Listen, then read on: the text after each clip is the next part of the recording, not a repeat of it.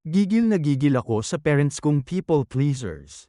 Bad trip ako sa parents kong nasobrahan ng pagiging people pleaser to the point na nakakompromise na yung comfort ng anak nila. Lintek, hindi ako yung type na palahingi or nagdedemand sa inyo ng kahit anong bagay.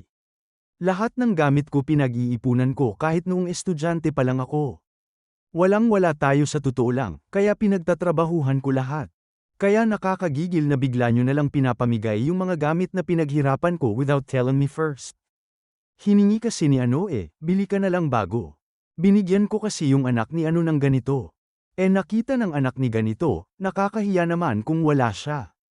Di mo naman ginagamit I don't care. Gamit ko pa rin. Malay nyo ba if I'm saving those for something? Worst part is di ko malalaman kung hindi ko pa hinanap sa kanila. O kaya naman sa iba ko malalaman dahil nag-thank you yung nabigyan. Sasabihin pa ng parents ko kapag nagalit ako, sinabi naman nila galing sa akin. So ginamit pa daw sa magandang bagay yung pangalan ko. Pake ko, walang-wala nga tayo. Di naman tayo charity or tumatay ng pera para ipamigay nyo lang lahat ng gamit ko sa iba. For toxic parents, hindi kayo genuinely mabuti, mabait, o mapagbigay.